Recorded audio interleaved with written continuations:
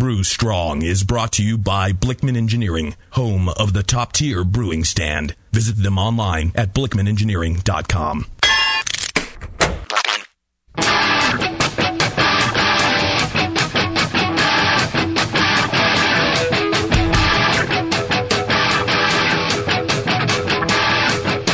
Brewers, it's time for the beer radio you've been looking for. This is the show that dispels myths, tackles the toughest topics, and makes no apologies for geeking out on beer. Hosted by two guys that drink before they think. Jamil and John Palmer. This is Brew Strong.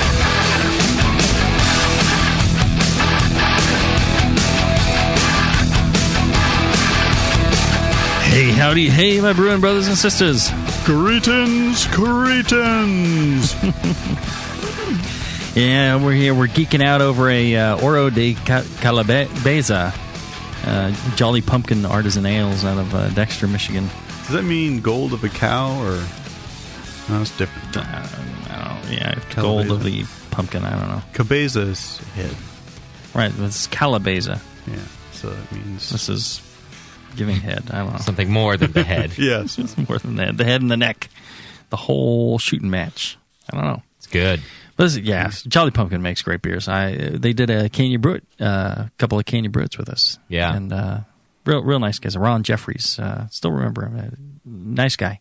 Great beers. So it's nice to kind of geek out with some fine beers while we're doing the show. Michigan's got a lot of great beer. It's when I left because they didn't have all that great a beer, but that was 20. You left and the beer improved. Is that what you're saying? It seems to be the. Well, get the hell out of case. California. See how the beers do.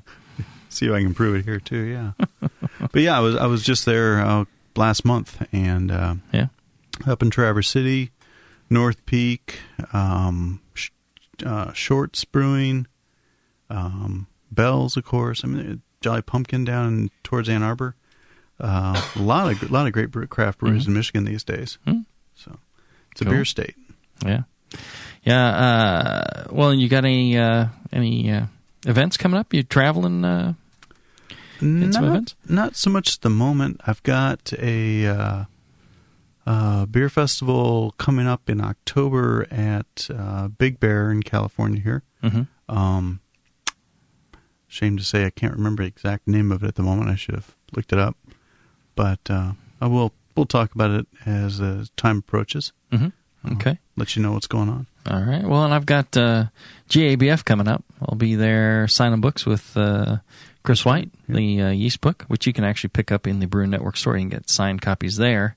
If you can't afford a ticket to GABF, just point your browser to www.thebrewingnetwork.com//store. And in there, just click on books, and you'll see the books there. You can also buy a copy of John and Mai's Brewing Classic Styles. Those are signed. You can get the yeast book. Those will be signed. The pre-order right now, but you'll get them about as fast as you can possibly get the book from anybody, unless you're at GABF, because we're getting a big shipment right after that. And although if you're listening to this on podcast, it's probably the best place to get it. It'll be post GABF. Go to the store. Yeah, always. That's the only place you'll get your signed copy after GABF. Right. Yeah. Yep. You gotta hit the Brewing Network, and a big portion of the sale of those books goes to support the Brewing Network. So you're doing a couple of good things at once. You're getting yourself a great book, a lot of great information on yeast and fermentation, and you're supporting the Brewing Network. Speaking of events, so GABF, and then I'm also going out to New York for I don't know, it's around Craft Beer Week for some sort of a keg craft cask fest, and some homebrew shop meetings. So I'll be out there just the week after GABF. I'll post on Twitter and Facebook as well, and get caught up on that. Yeah, New York Craft Beer Week. You'll be getting there on Friday, it looks like. And what are you doing? Saturday from 12 to 3 and 5 to 8. There will be Cask Ale Food Festival, and you'll be there speaking. That sounds really good. At those, yeah. Yeah. Both of those, it looks like. Yeah, and then Homebrew Shop, one or two of the Brooklyn Homebrew Shops, maybe on Friday. I think that's right. On Friday afternoon, yeah. You will head to Brooklyn Homebrew. You'll do from 6 to 6:30.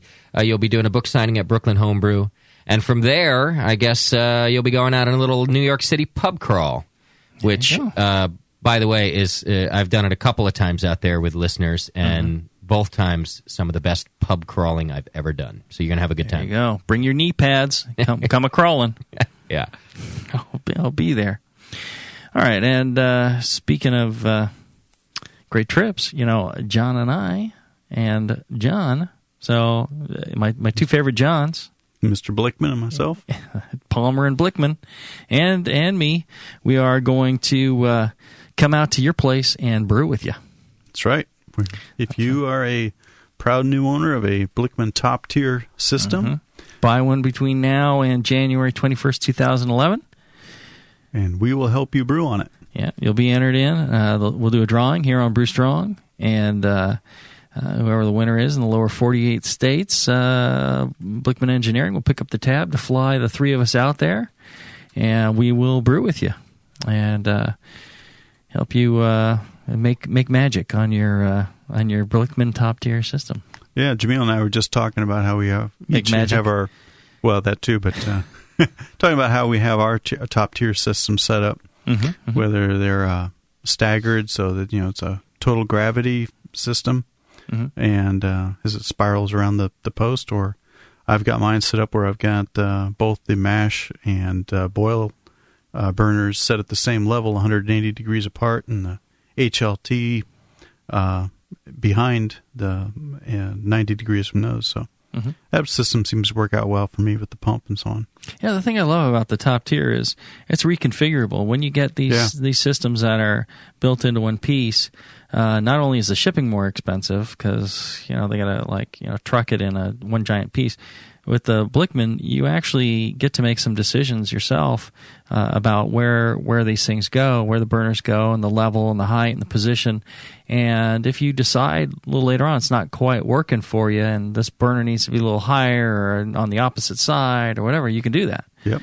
If you change your brewing location to some other place where all of a sudden, because the way you set these things up, they're like right-handed or left-handed. They really are. Yeah. And that's another point. If you are a left-handed brewer, it may actually be to your advantage to get a Blickman system because you can kind of configure it the way that you want. And you don't have to live in the right-hand world for for that sort of thing. So it's nice. I like the fact, I was putting mine together and I was like, where exactly do I put this? Do I want it here? Do I want it there? Well, I want this height. And I realized, it's like, well, if I don't like this, it's not that tough to adjust it and change, how the thing's going to lay out. So I thought that was a really nice feature of that. So get yourself to BlickmanEngineering.com. That's Blickman with two N's. And check out those top-tier systems. You can pick them up direct from Blickman, or you can get them from a lot of great homebrew shops have those things. Yeah, you order it from your local homebrew shop, and it'll be drop-shipped to you. Yep. And speaking of great homebrew shops, Grain and Grape, Australia. Yes. Down in Melbourne. We both have been there, gone out and explored that shop and hung out with them while they brewed some beer. And John Preston and his shop there, Grain and Grape, they've been in business 20 years supplying Australian and abroad homebrewers, probably New Zealand as well.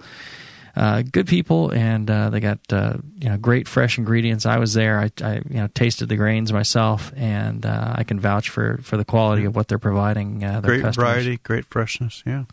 And John and the rest of his staff seem to have real passion for beer and brewing quality beer. Oh yeah. It doesn't seem like it's a.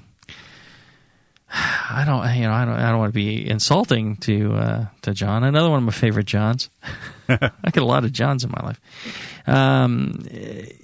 But I realize it's a business, but sometimes I don't think he treats it truly like a money-making venture. He treats it more as a passion. He spends a lot of time working with homebrewers and supporting the homebrew community. So I think that's very cool.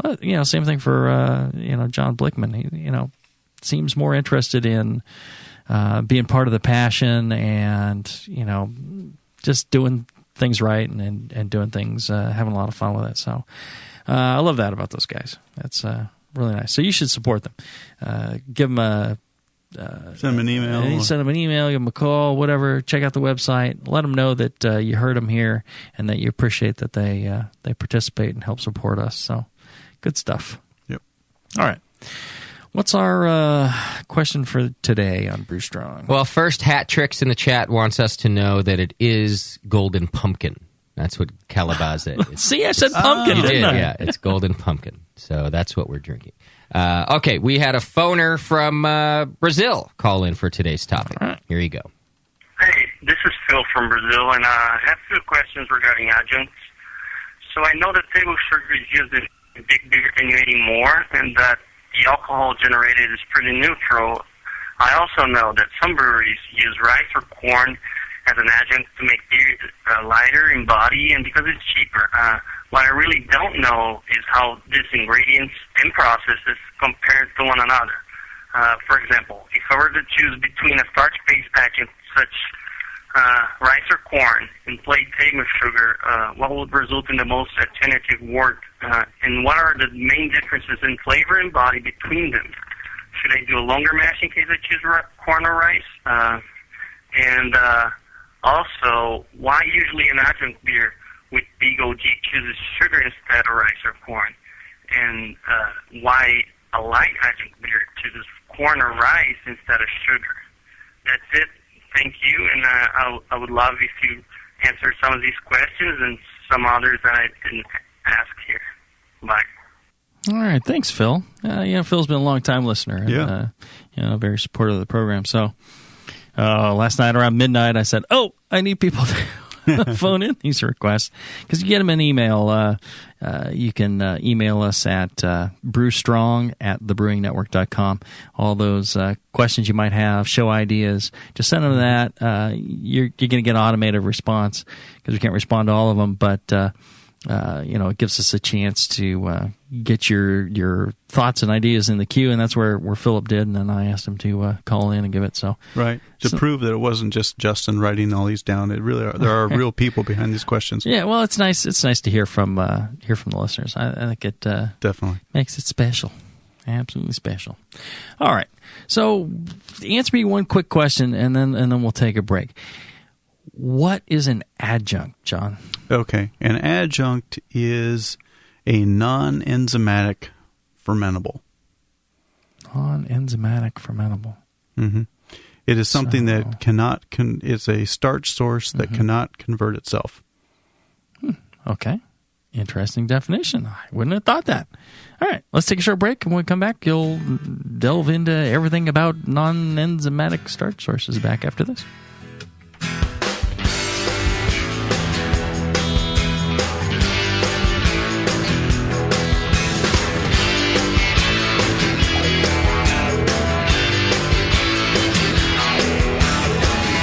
Right. Brew smart. Brew Strong. This is Brew Strong.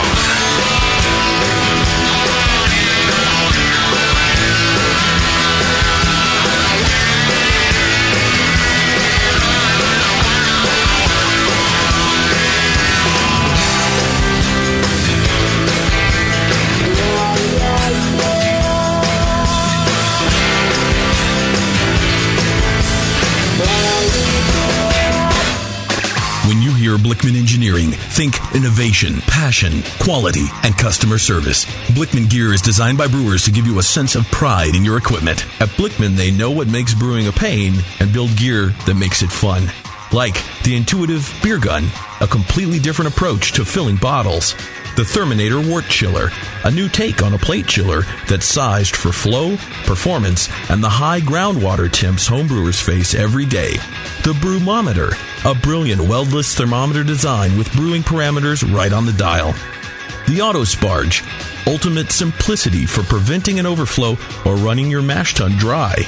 And much more, like the modular top-tier brewing stand, conical fermenters, and their Boilermaker brew pots. With more cutting-edge equipment coming soon. Keep up with the latest from Blickman at blickmanengineering.com and stay on the cutting edge. Whether I'm making me dry stout or rebuilding me kegs, I head to the heart of dear Dublin for me homebrewing supplies. You head all the way back to Emerald Isle just for a wee batch of grain or a bit of keg tubing? No, you moronic waste of liver. Dublin, California. I go to Hoptech.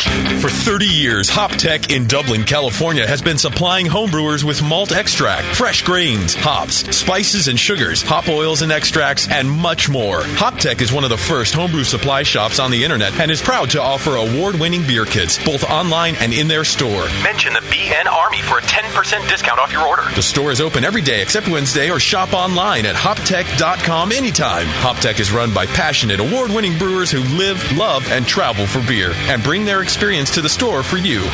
If you don't want to visit Dublin, just call toll-free 800-DRY-HOPS or go to hoptech.com. Visit Hoptech today in Dublin, California and at hoptech.com. Brewers Publications is proud to announce their newest release, Yeast, the Practical Guide to Beer Fermentation by Chris White and Jamil Zainasheff. The Practical Guide to Beer Fermentation is a resource for brewers of all experience levels. Chris and Jamil thoroughly cover yeast selection, storage, handling yeast, and how to culture yeast. Learn how to set up your own yeast lab, the basics of fermentation science and how it affects your beer, plus step-by-step procedures, equipment lists, and a comprehensive troubleshooting guide.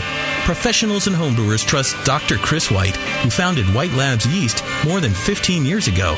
And Jamil Zainasheff is one of the most respected and most awarded homebrewers in history and co-author of Brewing Classic Styles with John Palmer. Visit Brewers Publications on Facebook for more information. Order your copy at shop.beertown.org or from the Brewing Network.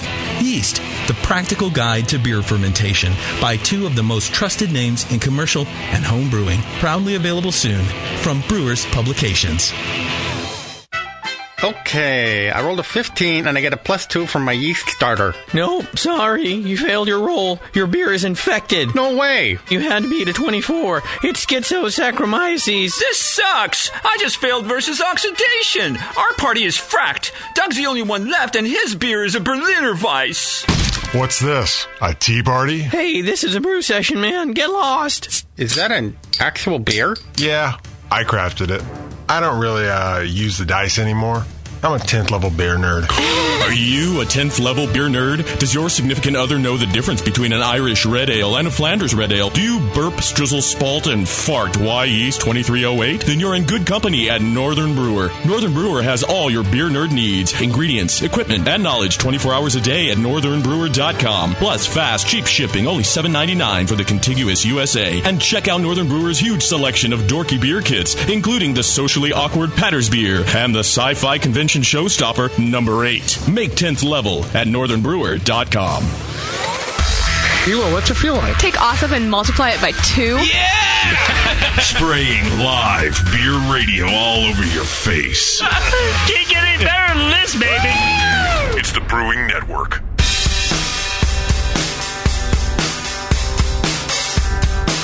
Back to your hosts, Jamil Zainasheff and John Palmer. Putting the testicles in technical. This is Brew Strong.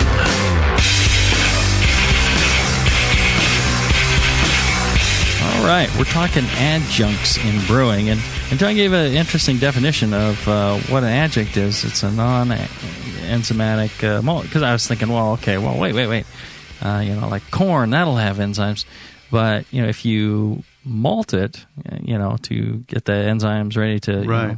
Then it becomes a malt. It's no longer an adjunct. It would be a malt still. Right. And I was thinking, like I'm sure a lot of people, an adjunct would be something that is like not traditionally found in your average beer. Your malted barley, malted wheat. Things along those lines. If you think of adjunct as other, other than malted barley or other than barley malt, and broadly you can look at it, but technically it's a non-enzymatic starch source, one that can't self-convert. So flaked barley is an adjunct. Flaked wheat, unmalted wheat is an adjunct. Malted wheat is a malt. technically, by that definition, simple sugars like Belgian candy syrup or sucrose, and those are, by that definition, are not adjuncts. But under the definition of other, they are considered adjuncts. They're because they're a non-enzymatic, source of fermentable extract. So, in the case of simple sugars, they're already converted; they don't need conversion. So things like spices are not an adjunct. No, they're more of a they fall flavoring additive or something. Yeah, kind of like hops to something, or Groot, or other seasonings. So would fruit and all that be an adjunct, or? Yeah, I believe they would. I mean, they're not necessarily a starch source. Although on the other hand, pumpkin, beer would be a starch source. That would be pumpkin would be an adjunct in that sense. But where you've already got the sugars there, they don't need conversion. They don't need to be in the mash. Typically, I think that the most rigorous definition of an adjunct is a starch source that needs to be added to the mash, but doesn't provide its own enzymes. Okay. Now, why use adjuncts in brewing? When I started homebrewing, which wasn't that long ago, a little over 10 years ago, the whole thing was, no, adjuncts are bad. You don't want to use adjuncts. That's what, Budweiser, Miller, of course. It's got to be all malt. And I guess I know the answer to this, but but why would you use an adjunct in a beer? I think the best reason is to reduce the body of an all malt beer. And really, that is the reason adjuncts have been used throughout the ages. I mean, for the last couple hundred years. The body, flavor, development, attenuation, all sorts of different things. Yeah. I mean, using adjuncts like flake corn, you get some flavor out of the corn. Excuse me. You get some different flavors in the beer that way. Wheat beers or barley beers that you add wheat to, you get some flavor from those adjuncts. But rice, corn, simple sugars, those sorts of adjuncts to all malt beers, it was an attempt to lighten the body, to make that beer less heavy, a little more refreshing. Well, the interesting thing on rice is, you take rice and you add that to your mash. The rice gets converted into maltose and glucose, and mainly maltose, just like all your barley does. Right. You end up with it's the same type of enzyme. It's those barley enzymes creating the same maltose that it creates from methane. It doesn't care what the sugar is. Right. And that kind of directly answers one of Phil's questions. I mean, he said, what's the difference between brewing with corn versus rice versus simple sugars, or like sucrose in a beer? The difference is if you're brewing with corn or rice in the mash, those are going to be converted to maltose, as you say. You're going to get the same or nearly the same wort sugar profile out of those adjuncts that you would from the barley malt itself, but you have less protein, because those adjuncts do not have the protein levels, the beta-glucan levels, the stuff that makes the body of the beer. Also, a lot of the flavor development of malting and the husks and things like that come along with barley, that you tend not to have with rice or corn. So you end up with lighter flavors in that beer converted, compared to an all malt beer. On the other hand, if you add sugars to a beer, sugars to essentially the boil. That is changing the sugar profile of the beer, and it's going to change the fermentation profile of the beer. The yeast are going to act on that sugar profile differently than they would on a all malt or a malt and starch adjunct mash. You're going to get a different flavor profile from adding simple sugars. Okay. So now, how do we go about using adjuncts? I guess you want to add them to the mash, but do you need to do something in preparation for using them in the mash? How do you know? I mean, some of these you can just throw in the mash. The flake stuff I know you can throw in the mash. But what about all these others? If I get a sack of feed corn and I want to use it in my beer, how do I go about that sort of thing? And how do I tell what I can just use in the mash and what I need to do some special cereal cooking or something like that? Okay, this is where adjunct brewing gets a little bit complicated, because there's several different kinds of adjunct, and each one has its own recipe for how you add it to the beer to get the fermentable extract out of it. Let me think where to start. Okay, if you let's use your example of feed corn. There you have the whole kernel of the corn. You've got the bran. You've got the oil. You have the germ. Those, in other words, you're going to get non-starch parts of the kernel into the mash, and especially the oils and the germ are going to add. They're going to add flavor, but they're also going to add, components that can contribute to staling. Especially the oils in the corn and in the germ. Initially within the first week or so, you would, if tasting that beer, you'd say, "Oh, I've got a real bright corn flavor." But within, short time afterwards, those will readily oxidize, and you're going to get some real bad off flavors, staling flavors from due to that. So if you're going to brew with corn, you want to brew with a degermed corn, feed corn from the store is not. From the feedlot, it's not the best choice if you're going to brew an adjunct beer. You want something that's been separated, brewer's corn. Flake corn is a great way to do it. You can also use cornmeal. Get a bag of cornmeal from the store.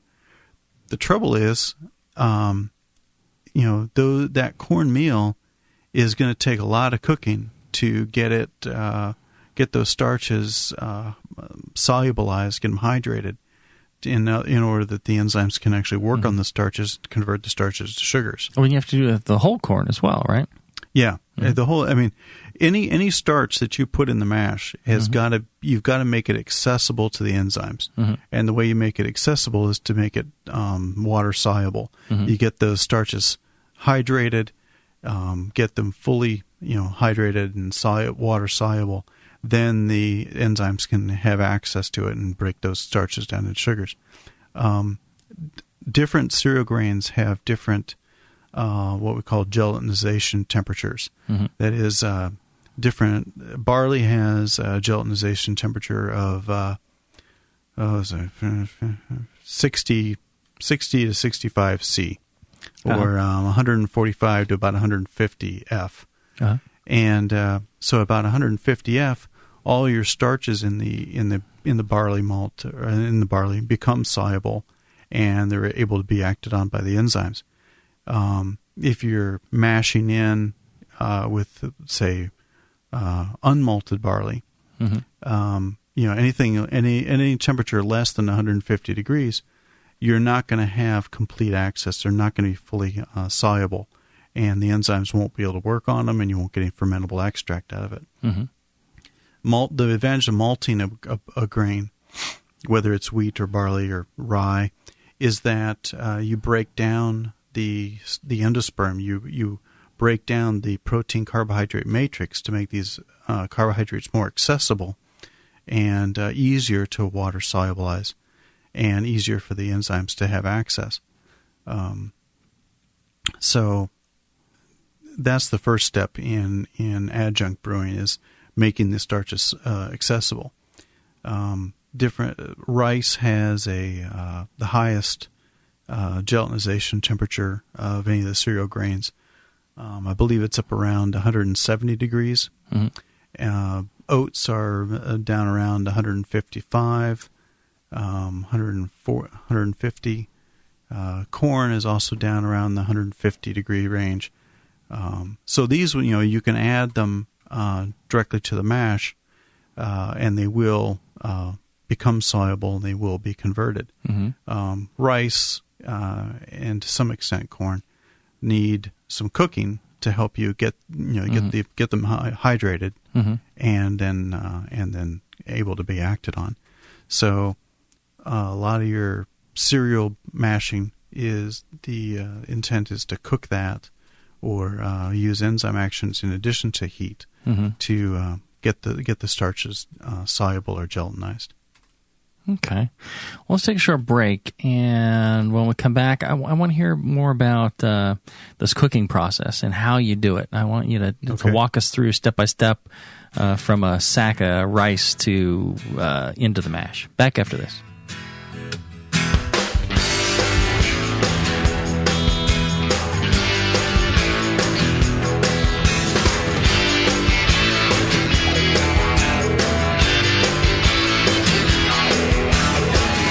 Right. Brew smart. Brew Strong. This is Brew Strong.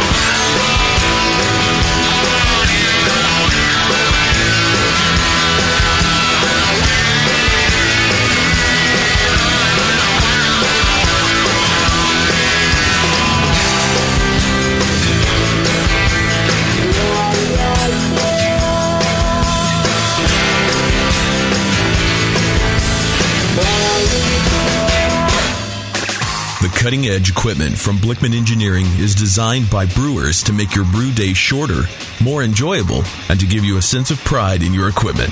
At Blickman, they know what makes brewing a pain and build gear that makes it fun. Like the intuitive beer gun, a completely different approach to filling bottles. The Therminator Wort Chiller, a new take on a plate chiller that's sized for flow, performance, and the high groundwater temps homebrewers face every day. The Brewmometer, a brilliant weldless thermometer design with brewing parameters right on the dial.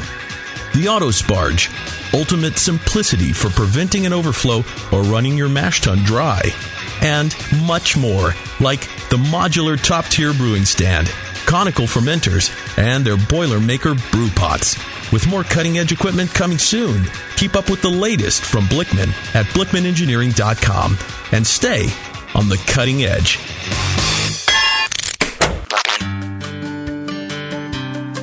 Williams Brewing is your online resource for prompt delivery of quality home brewing supplies. Since 1979, Williams Brewing has offered the finest equipment and freshest ingredients and the best customer service in the business. Cut hours off your brewing sessions by using one of our 11 varieties of famous Williams malt extract. Our Williams Belgian Pale Extract is mashed with pure Belgian two-row malt and a small percentage of Belgian wheat malt for an authentic Belgian character you just can't get from other extracts. Or check out our unique fermenters, 2.5-gallon kegs, paintball tank-based draft beer equipment, bottling aids, and much more. We even have our own line of precision hydrometers. Go to williamsbrewing.com to browse our vast selection. That's williamsbrewing.com. Orders placed by 3:30 p.m. Pacific Time ship the same day. Brewing is easy. The Williams way. Hey, what are you doing, man? Writing a review of WLP 400. What? You're reviewing yeast? Yeah. White Labs has home brewer reviews of all their strains. Are you new to these interwebs? Check it out. That's awesome. White Labs, your source for great yeast, invites all brewers to visit whitelabs.com to read and write your own reviews of all their yeast strains. Get real-world tips and tricks from other brewers who have made the most of their vials and post your own experiences. It's another way White Labs brings you closer to the best yeast on the planet. And send. There you go. You misspelled flocculate, dude. What? White Labs. It's all in the vial.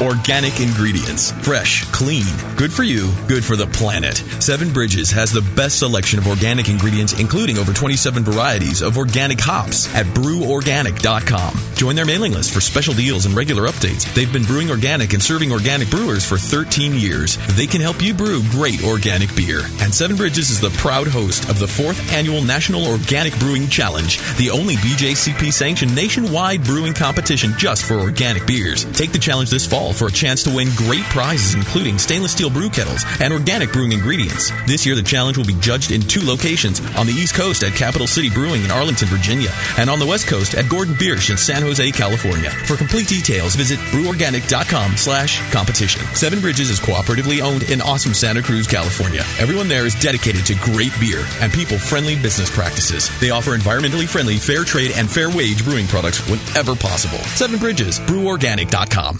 This is www.thebrewingnetwork.com. Sit down next to it, grab yourself a paper towel, and watch those yeast have sex. You're listening to the Brewing Network.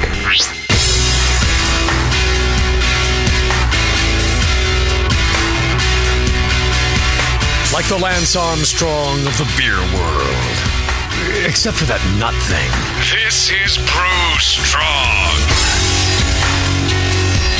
All right, so we were talking about adjunct brewing and rice and corn and things like that. I want you to walk us through the process. I have, I could take a sack of rice I have in my pantry, right? Right.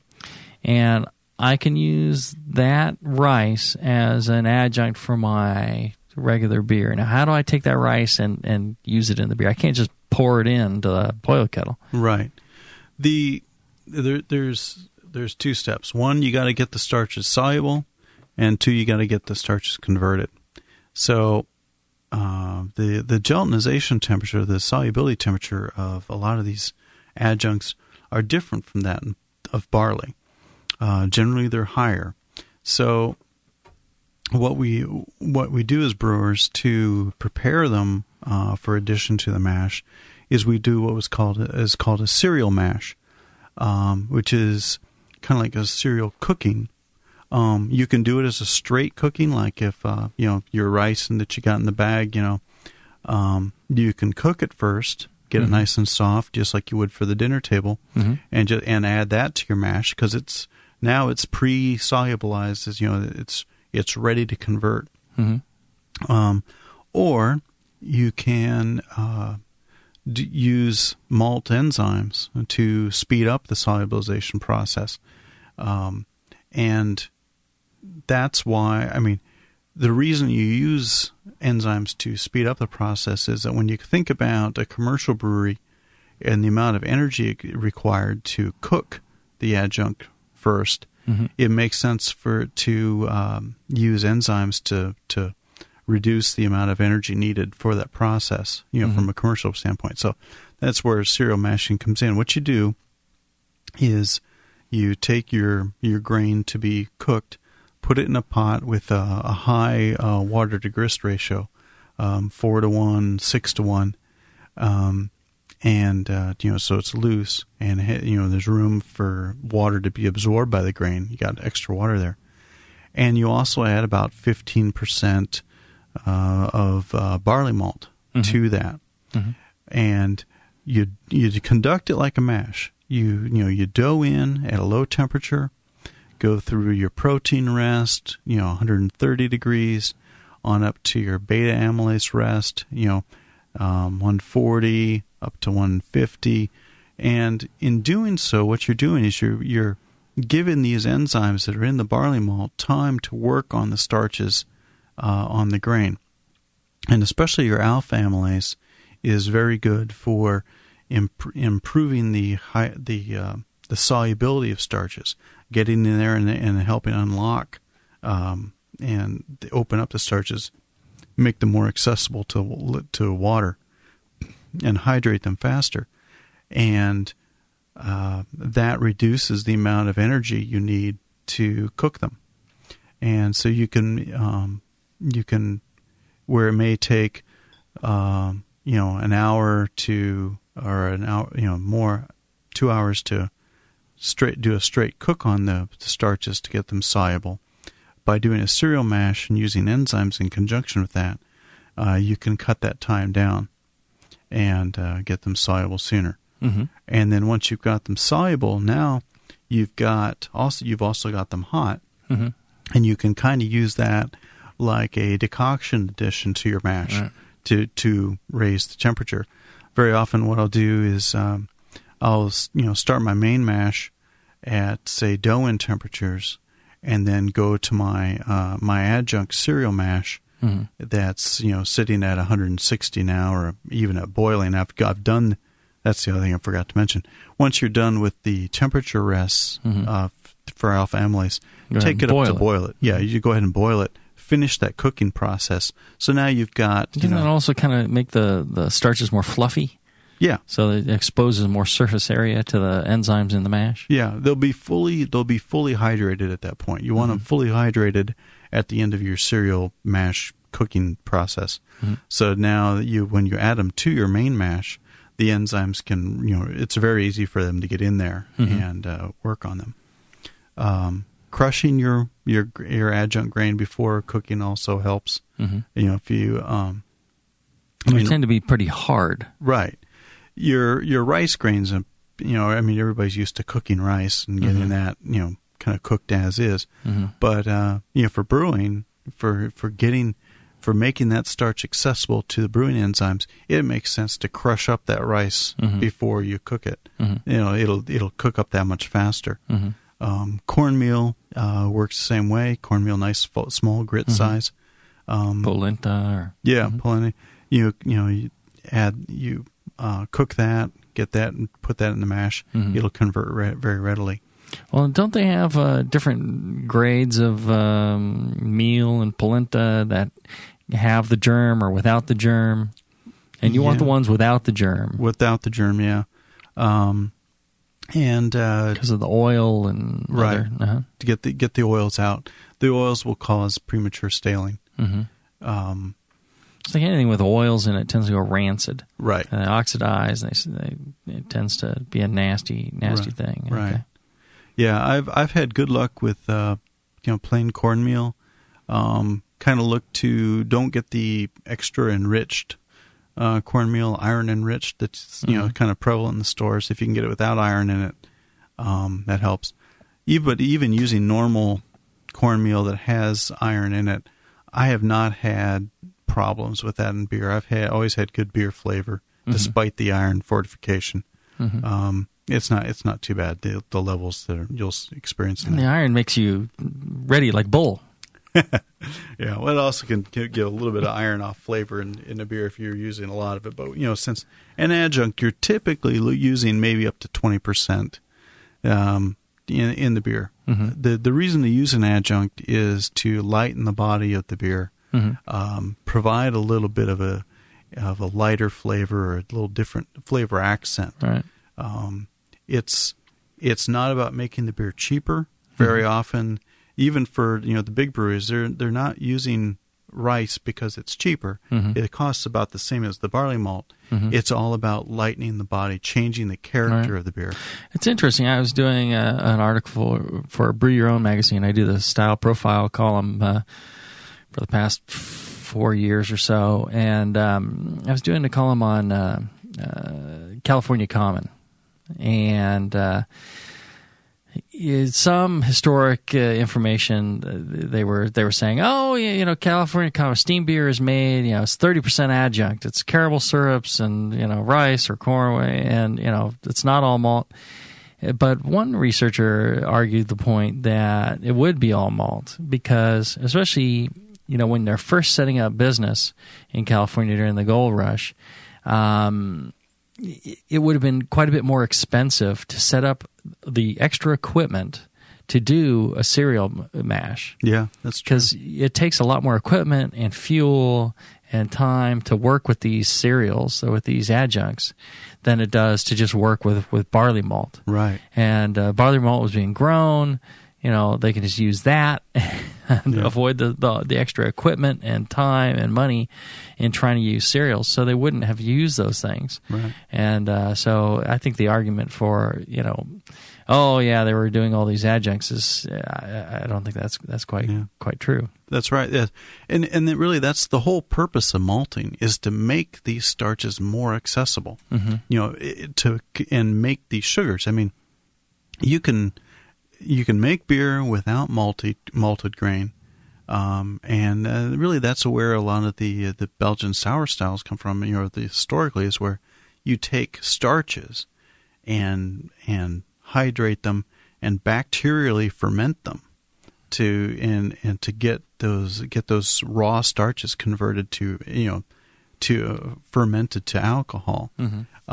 It's when you start making when man started making that process a little bit easier by malting the grain and getting the enzyme conversion from starch to sugars, and then now the yeast can take over rather than bacteria, and that's kind of been a little bit of the evolution of beer there. But the purpose of malting is to make the fermentation process easier. Make the starches more accessible. When you do adjunct brewing, you've got to take a step back and make the starches soluble first, and do the cereal mash. Now, what about flake grains? Is anything that's flaked? Can you avoid this whole cereal mash step? You take anything flaked and just throw it right in your mash? Generally, there's different degrees of flaking. The process of flaking comes from... We've mastered around here. That's right. We're all a bunch of flakes. The process of flaking, though, was developed by the cereal companies, Quaker Oats and other oat companies way back, trying to make an easier to cook breakfast cereal. And really, what flaking is you take the grain, whether it's oats or barley or whatever, you take the husk off, then you steam cook it, and while you're steam cooking it, you're making it a little bit softer. You roll it between two hot rollers, flatten it out, give it more surface area, complete that steam cooking, and now you've got a pre-cooked or pre-gelatinized starch, and that reduces the amount of energy needed to finish solubilization, and allows you to take that starch and put it right in the mash because it's been pre-gelatinized. There's different degrees of flaking. If you think about oats, you've got your instant oats, you've got your quick oats, you've got your old-fashioned oats. Old-fashioned, take the longest. You got to boil those for 5 minutes to make oatmeal. Quick oats only boil a minute. Instant oats, you can just pour the hot water in and they're ready to eat. If you think about that in terms of brewing, the instant oats add directly to the mash. They're right there. They'll convert as soon as you add them. The minute oats aren't quite as pre-gelatinized.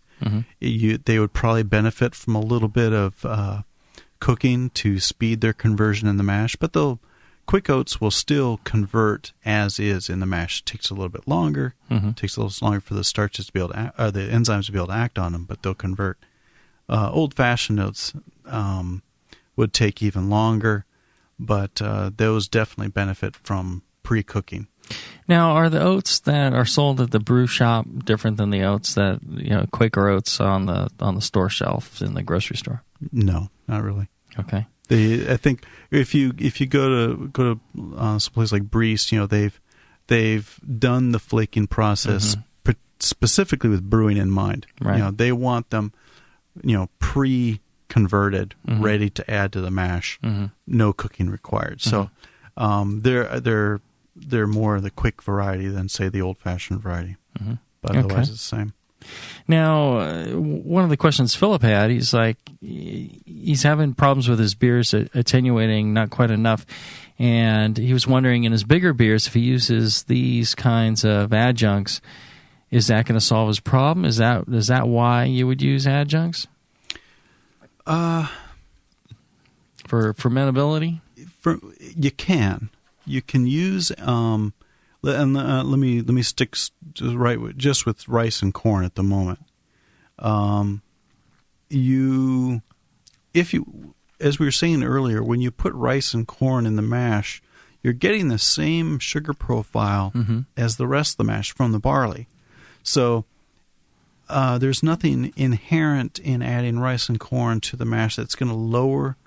It's going to help fermentability. Yeah, but right. That's going to lower the or improve the attenuation, lower the final gravity. But it might help with the beer's overall flavor if it's too malt heavy. Yes. If you want a higher alcohol beer that isn't too heavy. too heavy or too Right. thick. Yeah, you can thin the body that way. If you're trying to lower, But it won't affect attenuation because Right. it's still the same types of sugars as all malt. Right. Okay. Right.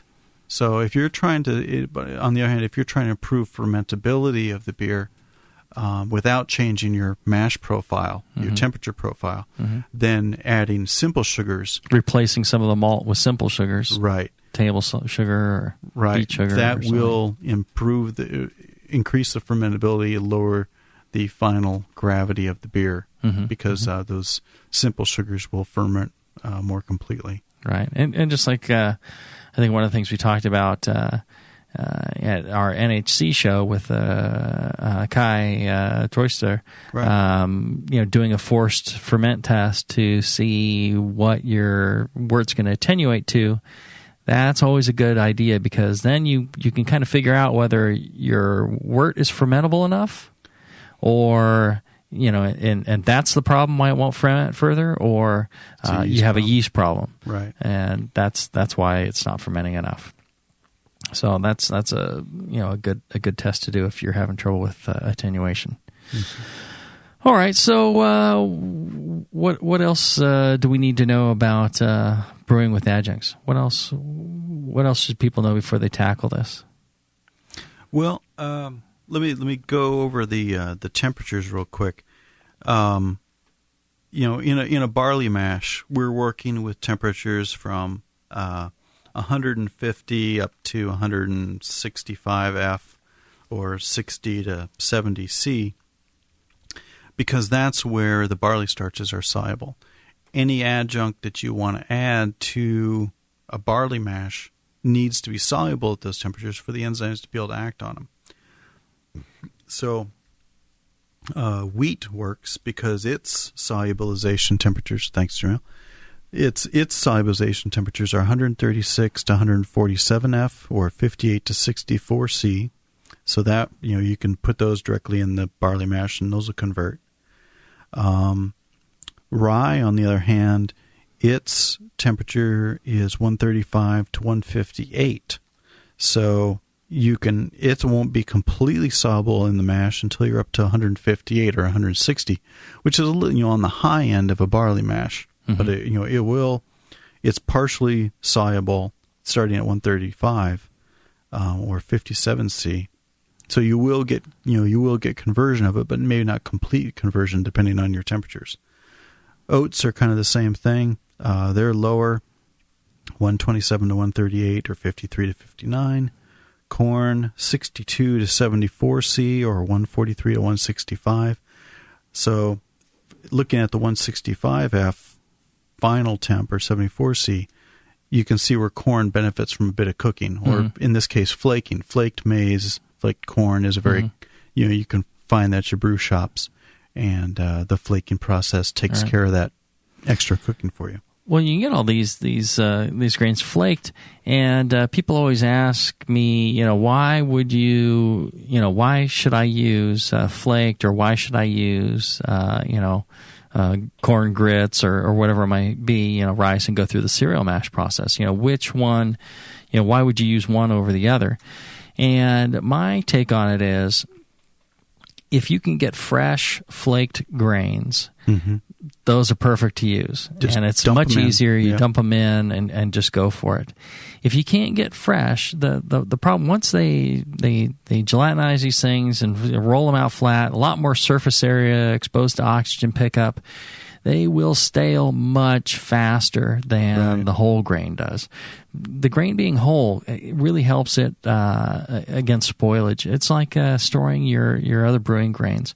If you have them crushed, they stale much faster. They become slack and no good much faster. If you leave them whole, they are stable for a long time. Same thing on these adjuncts. So those flake grains, they will spoil quite quickly. If you can get them from a shop that turns them over real quick, great. You're getting a nice fresh product, and it'll taste great in your beer. There's no reason, I think, to use the whole grains and cereal mash if you can get the flake ones fresh. If you're worried about the freshness of the flake grains, you go with the whole grains, get those fresh, and you can go ahead and do a cereal mash. It's not that difficult. It's essentially just work it up through the mash temperatures with a bit of barley malt in there, and then bring it to a boil, get it all fluffy and full, and then dump it into your mash. Right. Yeah, the as you say, the less processed the grain, the fresher the taste will be, and the more of that character you'll get in your beer, if that's what you're looking for. Otherwise, the flaked grains are the easiest form to use because you can just add them directly to your mash. They're pre-gelatinized. Just stir them in and mash. If they've been sitting around on the shelf for a year or two, then the best to skip those and go to the whole grains. All right, let's take a short break, and we'll come back. We'll get your questions on Brewing with Adjuncts. Back after this.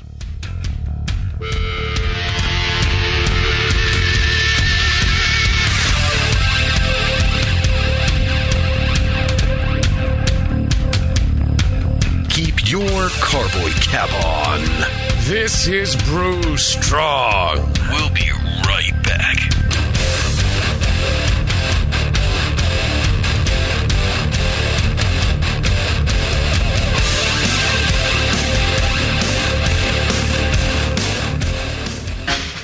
When I order a beer, I want my server to know more about it than I do. I want someone who enjoys good beer and loves helping others enjoy it too. I want someone who knows how to pour a perfect pint for every beer style. I want a Cicerone.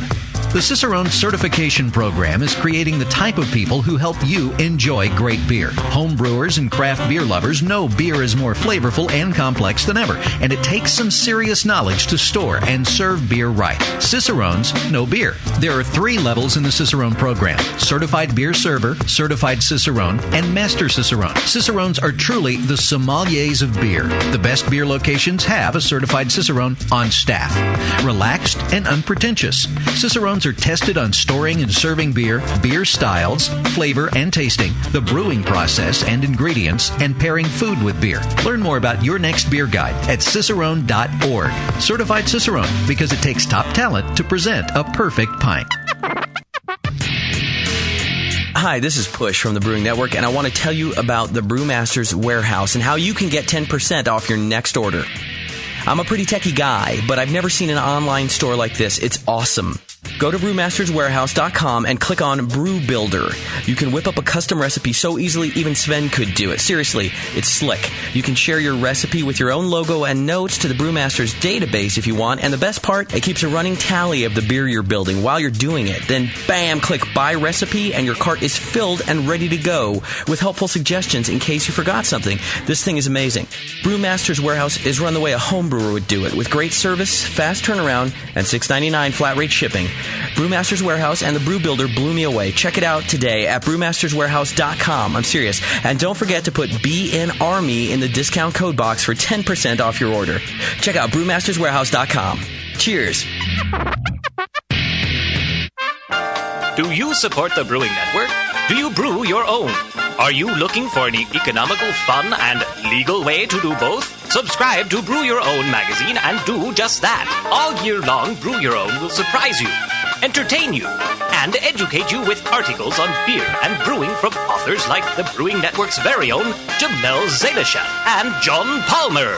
Each issue is a full pint of brewing techniques, homebrew stories, tips and photos, projects to make yourself, and recipes for the avid home brewer.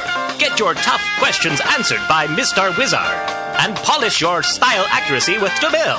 A portion of every subscription goes to the Brewing Network, so subscribe today at byo.com/Brewing Network, or just click the BYO logo on the Brewing Network homepage and support a fantastic hobby and your favorite broadcaster.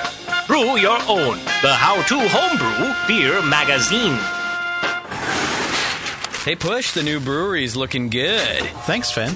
Piece by piece. Well, let's fire her up. Whoa! Is that a new kettle? Yeah, just got it brand new, but paid half price. What? And that blade scale? 40% off. The new tap handle? $5 instead of $13. Got a new regulator for the brew stand, too, but $5 instead of $25. Dude, where are you stealing all this stuff from? Where else? The More Beer deal of the day.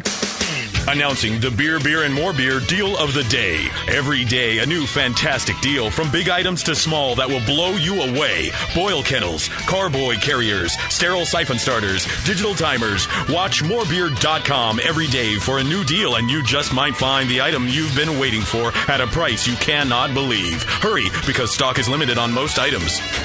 And that sweet Guinness cap, let me guess. The More Beer Deal of the Day. Yeah, I knew it. Come on, let's brew something. Find the More Beer Deal of the Day at morebeer.com. Celebrity voices impersonated. You're listening to the Brewing Network.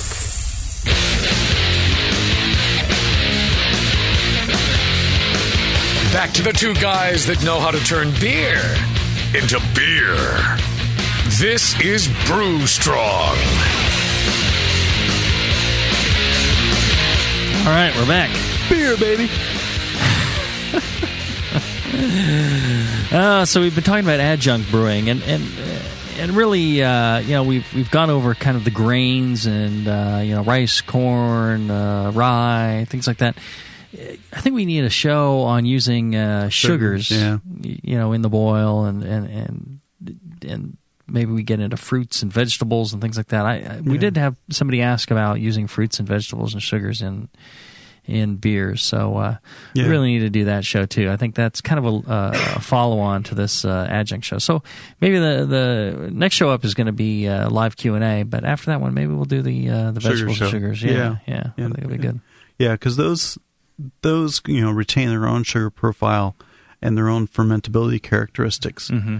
When you're using starch adjuncts in the mash, you're still generating the same types of sugar, fermentability sugar based on your temperature, and you can control it.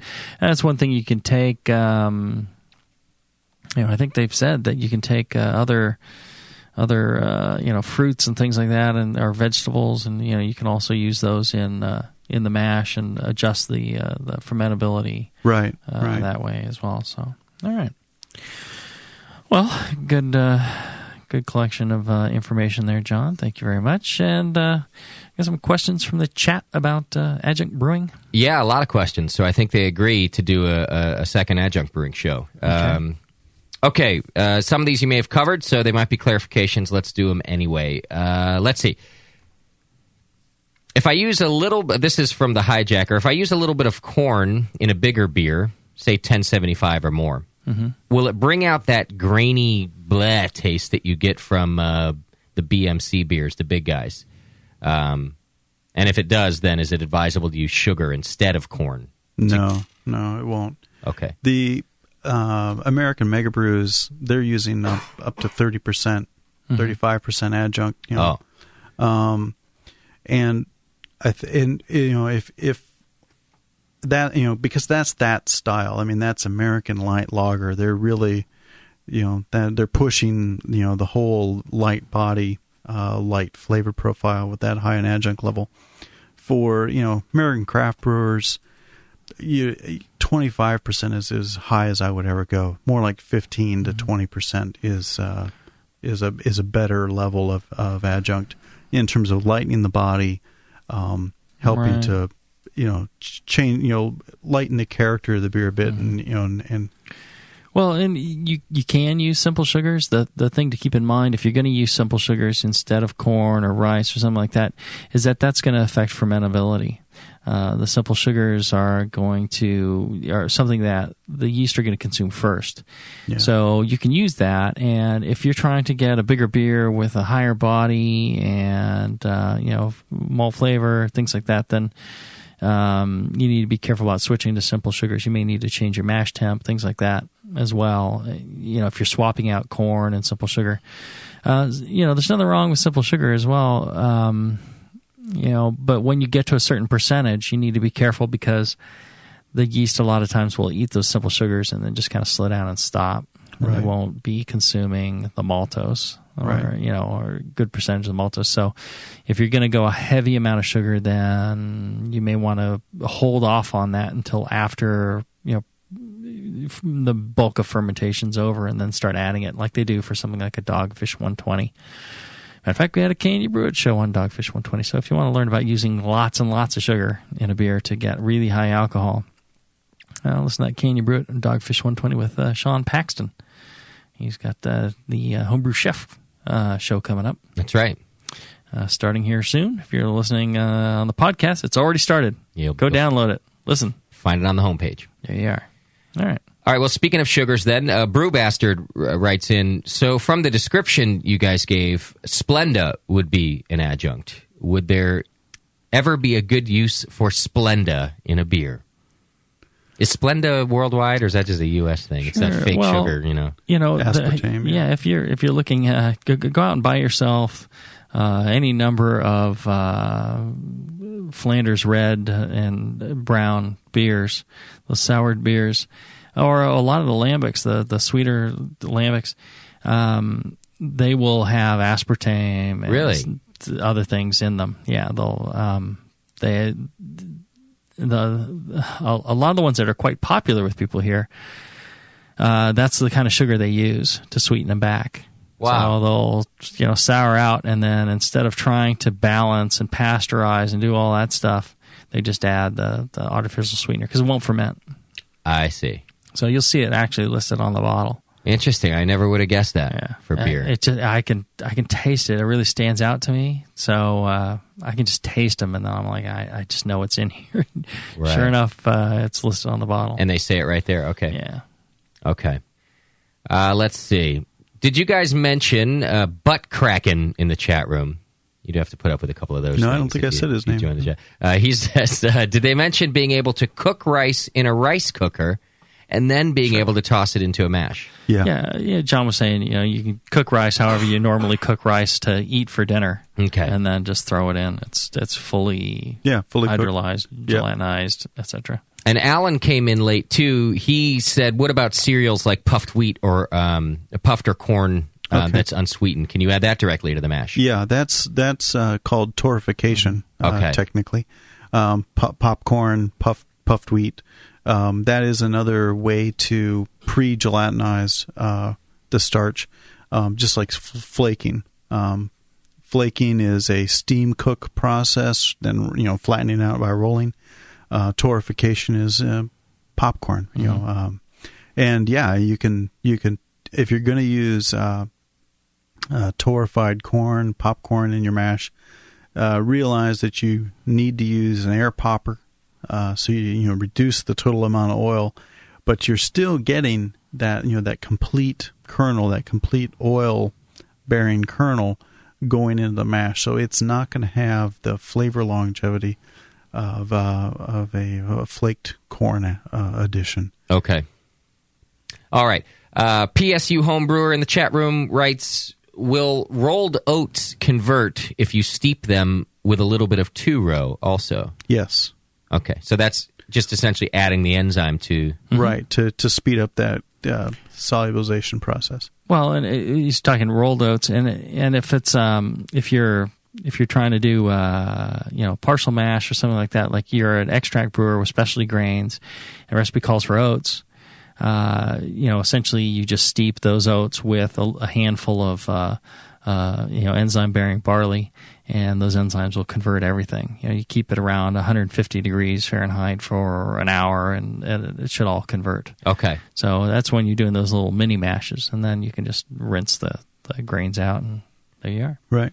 And when you do that, a lot of people ask about doing this, and the thing to do is, dip your finger in or the teaspoon in and taste what that tastes like when you start.